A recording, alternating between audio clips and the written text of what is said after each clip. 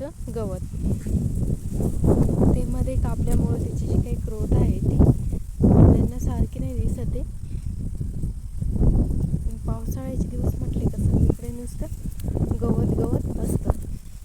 तर इकडे तुम्ही बघाल की टोमॅटोची लागवड झालेली आहे. हे जे काही आहे आपल्याला, तर हे आहे आपले मिरचीचे झाडं. घरगुती वापरायला आपल्याला हिरवी मिरची लागते. तर इथे एक सरीची काही आहे कडाची, तर ती हिरवी मिरच्यांची लागवड केलेली आहे. इकडे जे काही आपल्याला दिसतं हे आहे टोमॅटोची लागवड केलेली. टोमॅटोची लागवड होऊन जवळपास 8 दिवस झाले आणि त्यांची मस्तपैकी अशी ग्रोथ होते. मस्त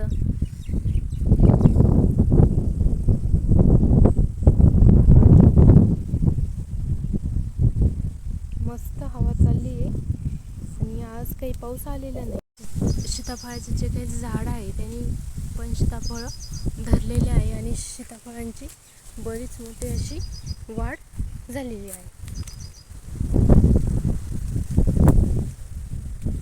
आता हे जवळपास दिवाळीमध्ये येऊन जातील आपल्याला.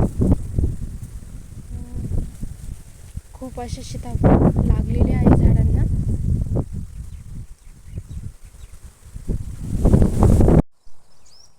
हे जे काही झाड आहे हे आहे आपलं, या झाडाला बोलता गवतीच्या.